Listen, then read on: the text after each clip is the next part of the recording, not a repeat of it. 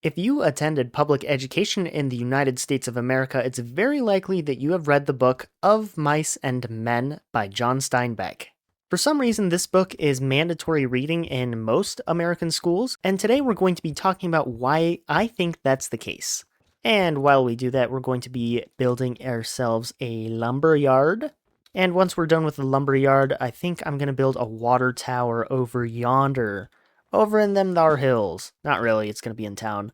But yeah, like always, just in case you have never heard of Mice and Men, we're going to summarize it real quick. Of Mice and Men is the story of two particular individuals known as George and Lenny. These two guys seem to have been friends for a long time, or at least cousins or something.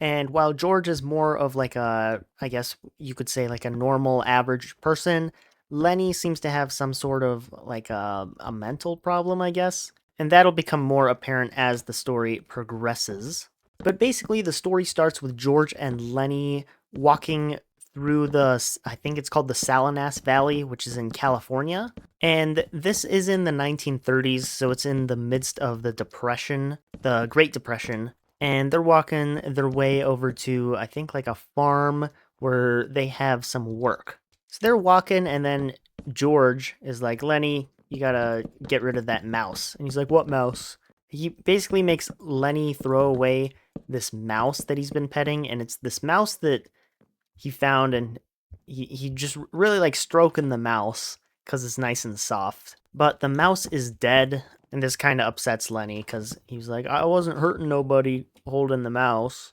Anyway, apparently these two are fleeing a town called Weed, and they are fleeing the town of Weed because apparently Lenny really likes soft things, and there was this little girl, and he was tugging on her dress because it was soft. And the girl goes and cries rape, so they were just trying to get out of the town as quick as possible. But yeah, basically Lenny just grabbed onto the dress because it was soft, and then the girl started screaming, and then he panicked and wouldn't let go of the dress.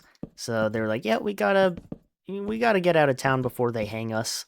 But the day is ending, so they have to camp down somewhere near their new place. And they talk about how the two of them are different than most of the men of the time. While most men will go and spend their money on things like prostitutes or alcohol, these two are going to make it out of this like cycle of basically poverty. They're going to save up their money instead. And they're going to buy themselves a nice plot of land and live off the fat of the land. And the thing that Lenny really likes about this plan is that he gets to tend the rabbits. He's a big fan of bunny rabbits, and he's really excited to feed them alfalfa. Well, anyway, the next day, they make it into the like ranch or whatever. They get their rooms, and they're sort of warned about the main farmer boss man. His son named Curly just got married, and they all say that that woman has the eye, or like she really wants to cheat on her husband. And they see Curly's wife, and Lenny thinks she's kind of pretty, but George is like, you best not be messing with her at all. I best not be seeing you mess with her. She's just gonna be trouble. So don't mess around with her. So they all get to working, and Lenny is actually really good at like beating up hay sacks or something. I don't really know what they do, but he's really good at whatever he's supposed to do. Anyway, when they're all together for the night, there's this guy named Candy, and Candy has this dog, and the dog just laid puppies. Lenny's all happy because Candy lets Lenny go and play with his puppies. Because, Lenny likes soft things, soft, cute things like rabbits and puppies. And Candy's nice, so he's like, yeah, sure, you can play with my pups. But then all of the people in this, like, lodging area, they all kind of complain about Candy's dog, because the dog's really old, and it stinks the place up. So they finally convince one of the guys to just go and shoot the dog and put it out of its misery because it's old, it's not moving, all it does is sleep and stink up the place. So they're like, yep, we'll just shoot the dog. And Candy kind of objects to it, but he doesn't really have much power, and off goes his dog. His dog is dead now. So anyway, just like a bedtime story almost, George tells Lenny his whole, like, we're not like other men sort of spiel, his little mantra. And Candy, who just had his dog shot by his coworkers, is kind of upset, and he hears this mantra. He's like, you know what, guys? I might not have another hand, but I've got a bunch of money in the bank, and if you guys let me live on the farm and you guys don't shoot my dog and you let me work instead of doing menial tasks, like, I'd love to do this with you guys. So then George and Lenny are like, oh my gosh, we might actually be able to get ourselves a plot of land and live off the fat of the land and actually live a sufficient life like we want. This is crazy. So they're like, yeah, dude, Candy, jump in on this. We'll treat you well. And Candy gets really excited about this because he's gonna, live a happier life. Everyone's gonna live a happier life. And Lenny's really excited because he's like, oh, I get to tend the rabbits. Anyway, while this happens, Curly, he comes in. He's like the boss's son. And he's like, has anyone seen my wife? And they start making jokes about his wife. And Lenny is still sitting there smiling about getting to tend the rabbits. And Curly doesn't like big guys like Lenny. Lenny's this huge dude. So he's like, what you laughing at, bozo? And he starts just like crashing out and beating up Lenny. And he starts crying out to George, like, George, tell him to stop. I didn't mean no wrong. Tell him to stop. And George is like, all right, Lenny, let him have it. So Lenny just grabs the guy's hand while he like tries to punch him. And Lenny just squeezes the guy's hand. And then George is like, okay, Lenny, that's enough. But then he keeps going and he just shatters the guy's hand. And they're all like, shoot. We just broke the boss's son's hand, but all the guys are pretty cool. They're like, Curly, if we hear a peep out of you about this, we're gonna ruin your life. You got your hand stuck in a machine and it broke. And he's like, yes, that's fine. And they take him to the hospital. Anyway, the next day, while all the men are like out in town having fun, Lenny decides to stop by the shack of this guy named Crooks. Crooks is some African American guy, some black guy that is working on the farm, and he sort of has his own room because, the segregation stuff. And Lenny pops in, and he's like, hey, hello, Crooks. And Crooks is kind of upset because he's like, this is the black area, you can't be over here. But Lenny doesn't really care. He just keeps talking to Crooks, and Crooks is like, all right, well, you better grab a seat if we're going to talk. And later, Candy comes in too, and they're talking about the rabbits, and Crooks is kind of excited too. He's like, well, I'd be happy to help out on the farm and live off the fat of the land with you guys. And they're all like, yeah, we could use you, Crooks. That'd be awesome. But then, Curly's wife walks in, and they're all like, get out of here. We don't want you here. You're nothing but trouble. And she's like, I just want to talk with people. They're like, get out of here. Anyway, she kind of interrogates Lenny a bit, and then she's like, yeah, I'm not dumb. I know somebody hurt my husband, Curly. She talks to Lenny about it, and he's like, machine something something. And she's like, yeah, okay, machine, I'll be talking to you later. So she's kind of figured out that her husband was broken apart by Lenny, and she seems pretty interested in Lenny now. Anyway, Crooks and Candy don't like what they're seeing in Curly's wife, and they're like, you better not be causing any trouble. We're gonna be able to live off the fat of the land. And then she just straight up threatens Crooks, and she's like, you know what I can do to you. And he's like, yes, ma'am, I know. And I think this is insinuating that she can just claim that the guy raped her, and then they have to hang Crooks because he's black. And that's what the times are, the 1930s. And then after that, she leaves, and Crooks is like, you know what, guys, forget it. I'm not going to be part of the land deal. So anyway, we cut to the next, section, and it starts off with Lenny, unfortunately, holding a dead puppy. And this is because he was playing with those pups from earlier, and it bit him, so he smacked it. And then he's just smacked it a bit too hard and, just killed it. And he's kind of cradling the puppy. He's like, I didn't mean to hurt you. And he's sitting in the barn doing this, and in comes Curly's wife. And they kind of talk to each other about their struggles in life, and then she mentions that her hair is soft. And he's like, oh, your hair is soft? And he grabs it. And she's like, hey, stop grabbing my hair. And then this freaks out Lenny. He's like, stop screaming, please. So he covers her nose and mouth so she stops screaming. So yeah, he's basically got her in a chokehold, and he's like, please stop crying. George is going to be very upset with me. Please stop crying. And she keeps fighting, so he snaps her neck and she dies. So he's like, oh no, I done messed up again. And the camping spot from earlier, at the very start of the book, George was like, hey, Lenny, if you ever get in trouble in this new place, just run to the campsite. So Lenny runs to the campsite because he knows he's done messed up. Then Candy comes in later to like try and talk to Lenny, but then he's like, hold on, Lenny isn't here. What happened? And then he finds a dead puppy, and then he finds Curly's wife, who is dead. He's like, uh-oh, this ain't good. This ain't good at all. So he goes and finds George, and then George is like, yep, I was afraid this might happen. So they make a plan and they go get the others. And Curly's obviously really upset. He's like, I swear it's that darn Lenny fool. He's so big and strong. I'm gonna go kill him. So he starts a hunting party to go and find Lenny. And then we cut to Lenny over in the camp. And Lenny is having hallucinations of his Aunt Clara, who's telling him about how he's screwed over his friendship with George and how George has always been so nice to him, but all he's ever done is go and ruin everything for George, and George should be able to just go and drink alcohol and get with hookers. Because of Lenny, he's unable to do that, and Lenny's ruining his life, and Lenny needs to be more responsible. Everyone was telling him to be careful with the puppies and whatnot.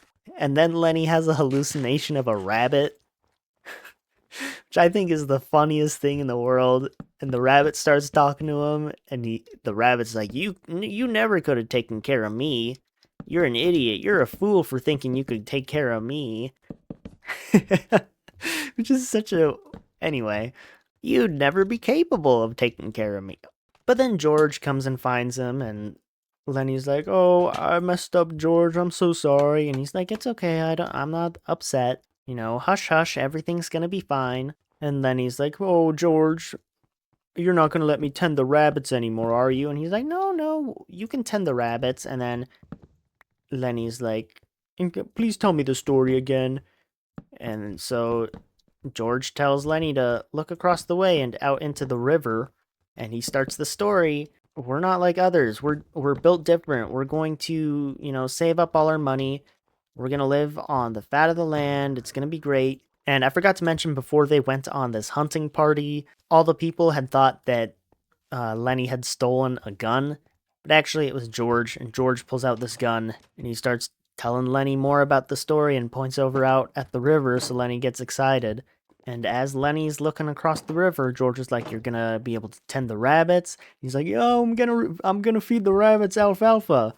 And then George is like, "Yep, you sure are." And then he shoots Lenny in the back of the head. And that, my friends, is the Book of Mice and Men.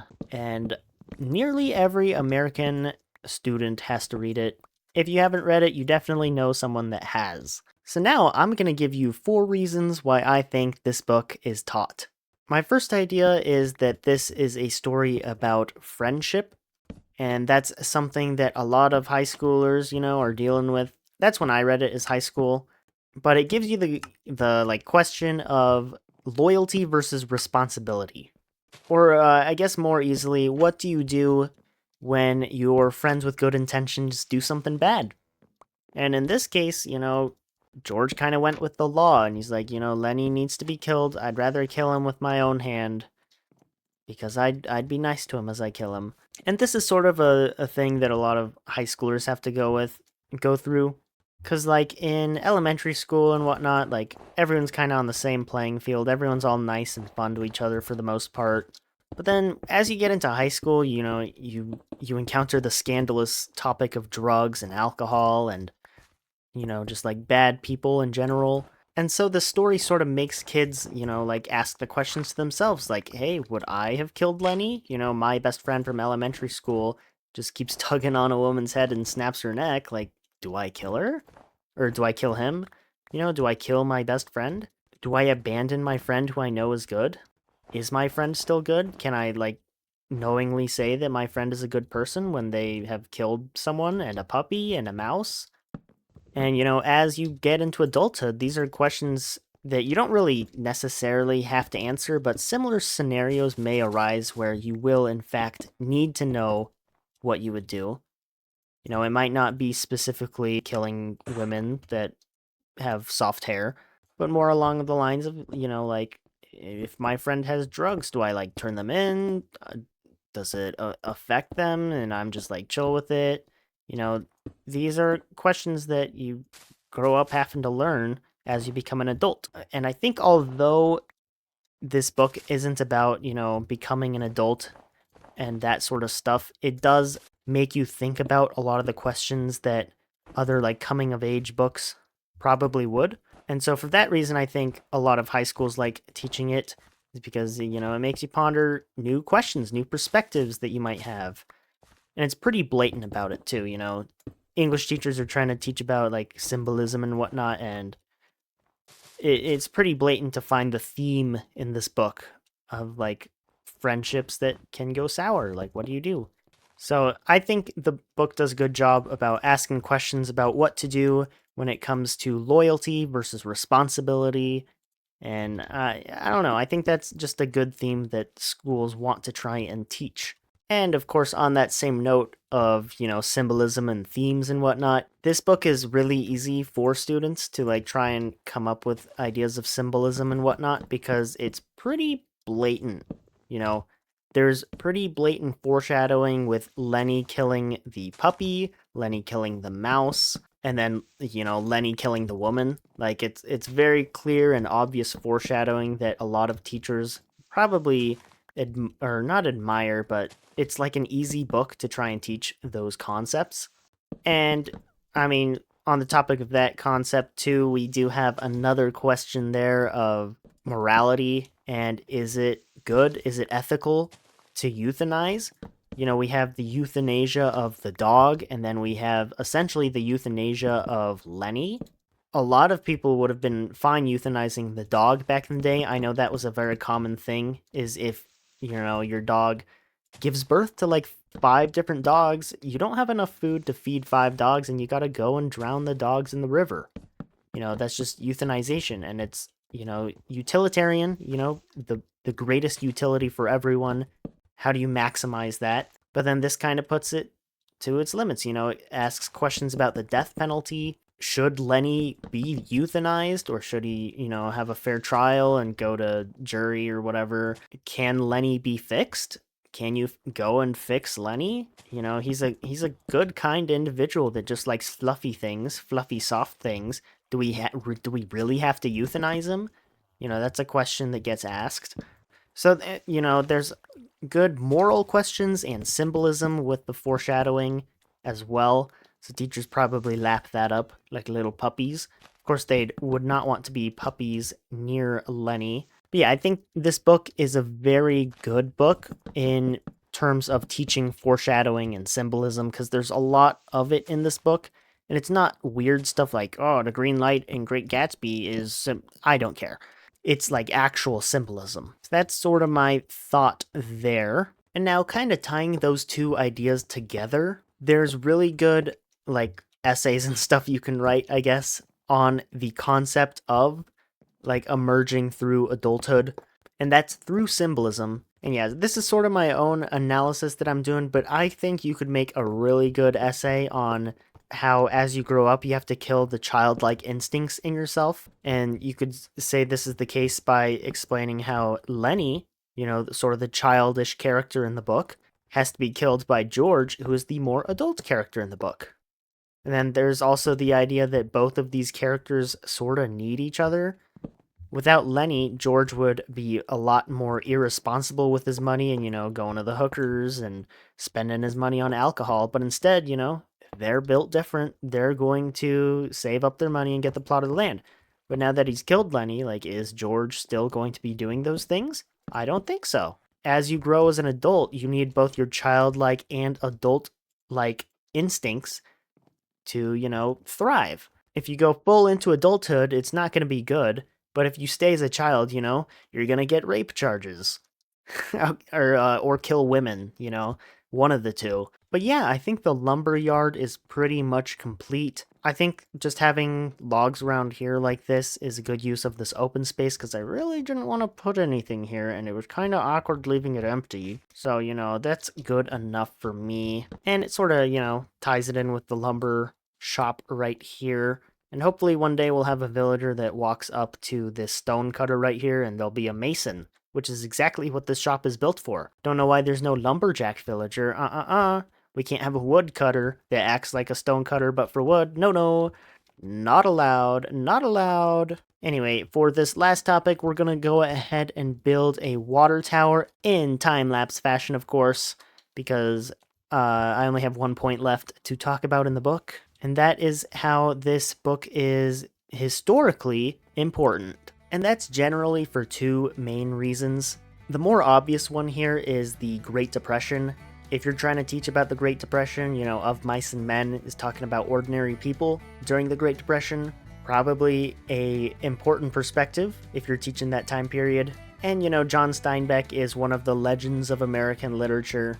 He's probably my favorite classical author, but Steinbeck's writing gives a very unique perspective in the ordinary people of California during the Great Depression.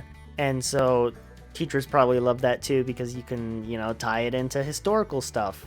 And then again with the analysis of stuff, this book is kind of a critique on the American dream as well. Or at least that's how I and many people interpret it. The American dream is to, get that plot of land and live off the fat of the land. But instead, George and Lenny are kind of caught in this cycle where they can't get the land. And right as they're about to be able to do it, everything goes south. They're not able to buy the plot of land because Lenny goes and kills a woman. Typical ordinary American stuff.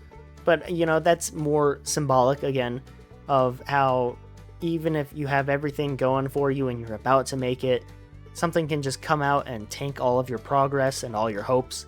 And the American dream is sort of this, imaginary thing that most people can't get to. And you can argue if that's the case today, but it certainly was the case in the Great Depression. Very hard. And, that's sort of the general idea is that it's a critique of the American dream. It's a slice of time in the Great Depression. There's a lot that students can write about in this book. With other classic books like Catcher in the Rye, The Great Gatsby, those types of books, it's a little more complex. But for this, for a high schooler, so it helps build those skills in kids.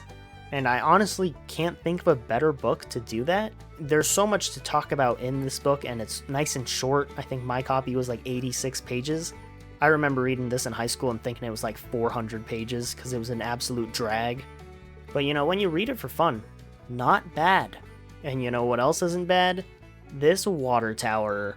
Okay, I lied. I'm honestly not too happy with this build. I was trying something new this episode just to, try it out, and that thing was to not build in creative first before building. So you might have saw in the time lapse I tore down the legs quite a bit.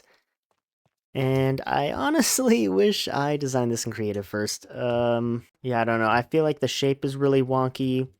And when you're down here, you can't even see the water tower, which is probably where you're going to look at it the most.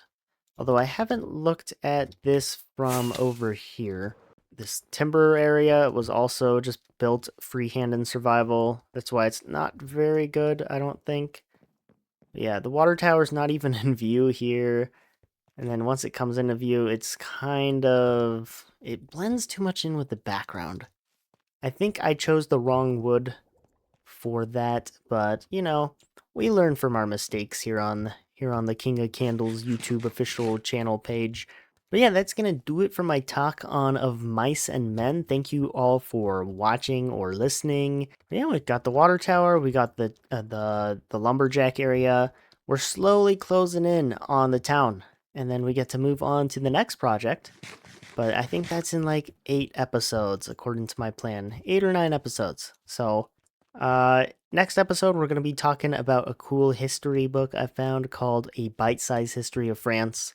That'll be fun. So, if you're interested in that, be sure to subscribe and you'll get to watch it. Anyway, thank you all for watching. Have a wonderful day, and I will see you next time. Goodbye.